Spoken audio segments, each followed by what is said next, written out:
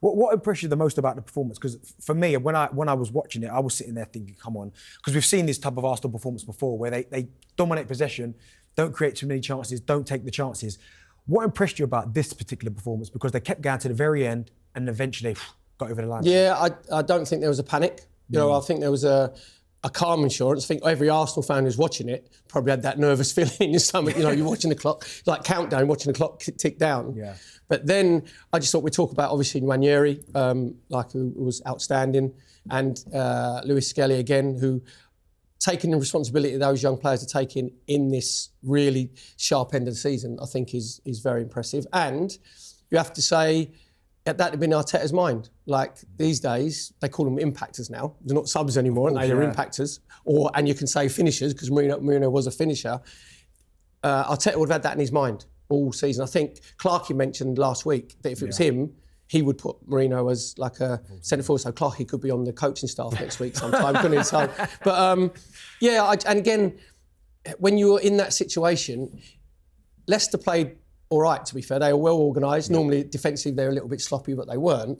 But the belief that gives you, that you can grind out victories. Do you know what I mean? Say, the performance, you want to be free-flowing and, you know, of course, winning 4s and 5s. But when you're coming, you know, it's like Bentley, when you've been away and you've had an attritional away game and you're sat on that team coach or plane, whatever they come back these days, and you're looking around, you get this little bit of, like, belief in you. You know, you think, we're all right. Whatever situation, we can get ourselves out of it. Yeah, Nwaneri as well. The thing that sort of amazed me was his confidence to give me the ball, but two, also how Arsenal's attack, a bit like when Saka plays, it kind of felt like we've got to give him the ball. If someone's going to make something happen, it's going to be Nwaneri. And, you know, the cross he supplies for Moreno for the first goal is brilliant. And just the way at 17, I mean, you guys will know much better. I mean, how different is it when you're a 17-year-old playing in the team to when you're a 27? Because Arteta's talking about no fear, he's got no scars. And do you kind of understand that, how he just plays with complete freedom? There's no sort of pressure on him. Do you know what? I remember when I first got in the team at Ipswich, and you were a bit nervous, and I was 17 when I first got in the team as well. But there was still that kind of caution that I didn't want to let anyone down, didn't want to give the ball away. I think what's really special about certain teenagers we've seen, like Nwaneri certainly fits into that mould. Wayne Rooney's another prime example.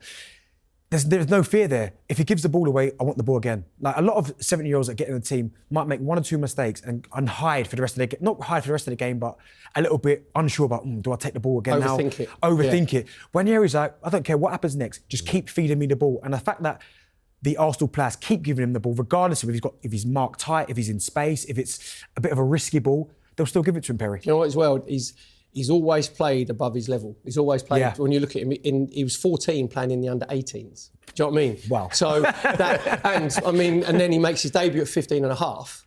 And I didn't know what colour pants I was going to put on at 15 and a half, let alone. But what they've done is, as well, obviously there's an unbelievable natural talent in there, along with Lewis Skelly. Yeah. But you've got to give a lot of credit to the academy and the coach in the way that they've brought him through, right? Because he played when he was 15 and a half, then he was brought out for a little while, and then obviously played the under-18s, under-21s.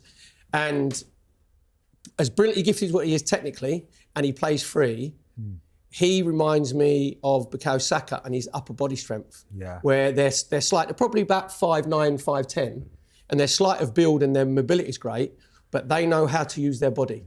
And Lewis Skelly is exactly the same. Do you know what's funny? I mean, that's a great point, because you've compared Nwaneri and Lewis Skelly, the way they use their bodies, to Saka then, and you're 100% right. Joe Cole compared him to Messi, which is, I mean, that's... All right, Joe, calm down. That is some praise. Yeah. But I mean, the obvious question is going to come about two of them, and we'll get to the negatives in terms of the performance, but the positives. You talk about Nwaneri and Lewis Skelly, and I think for both of those, England is going to become a real possibility. Now, I genuinely believe that maybe Lewis Skelly's England shout will come before Nwaneri's, and that's simply for the fact of what England have got in that particular area of the pitch at left back. I'm not quite sure who holds onto the shirt at the minute, but can you see in the very near future, and I'll come to you first, Simon, those guys in the England squad, maybe in the next one, Thomas Tuchel's next squad? I mean, Lewis Skelly, I think, is the perfect one, because that position is, if you were going to say anywhere, where can you get in the squad? I think it's left back. Yeah. I think Lewis Hall said it after he made his debut, actually, in November, that he kind of realised that is a position where you can get in, because obviously Luke Shaw's his injury problems. I think beyond Lewis Hall, when you could play Levi Colwell there, you know, Chilwell's had to move to Palace. I think that is a spot that's open. Nwaneri, I just think it's difficult. There's so many attacking players there, like the abundance of, you know, quality players to try and get. That's probably the hardest position to get in. But I think for him, if you're playing in a team fighting for the title, And Tuchel, you know, look at his project. He's 18 months there. Yeah. He's not going to care about it. And if he thinks this guy is good enough, I think Tuchel will just put him in. I think he's that sort of manager who'll go for it. The thing is, as well, with Nwaneri, we all know about his creativity. He actually shoots from 20, 25 yards. Yeah. And as an Arsenal fan, I don't think we take enough shots from, because we know that teams like defend deep now and we try and go from, sometimes we can be a bit clunky, you know, where it's a bit formulaic, where you go down the left, you go down the right. And I want Odegaard and Declan Rice to take this out of Nwaneri's playbook, where when teams are backing off, that you just like release a shot from 20, because what happens is, if you do start doing that, teams then have to come and close you down, and then there's little spaces. But if you don't start shooting, then they can sit a little bit deeper. But Nwaneri will be, if you're Mikel Arteta, you wouldn't want him to be in this squad anyway. Do you know what I mean? Because you want him just to have a nice little like rest basically, and just like calm himself down. And as Arteta said, sometimes you have to get away just for 3 or 4 days. You know, it's like Bentley, just to calm your brain down a little bit, you know, because the level, if you're talking about elite levels, you're talking about, you say, top 2 of the Premier League, you're talking about last 16 in the Champions League. So if he can stay consistent, then he will be in the England squad. But what'll happen is, you know as well, as a younger player, your graph is like that. It's very rarely, as you get to the end of your career, then it's more undulating. Do you know what I mean? So, but he's just playing free. There's no fear with him at all. Where do you think his best position is, Nwaneri? I think because you know when you're always the best player in the playground. Yeah. Right, well, not that I was, but you play as a 10. Yeah. Because every manager goes, you're that good. Get you on the ball. You go like Grealish when he was at Aston Villa. Of course, yeah. Like, so I think Nwaneri's played all the way through there. I think at the minute he's better in the right side.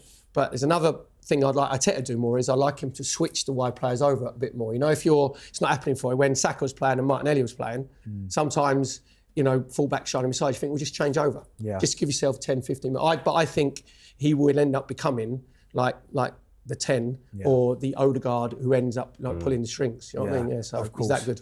Well, listen, Nwaneri, I thought Ethan Nwaneri, again, fantastic performance. That was the positive. The negatives, and there's always going to be in a team performance.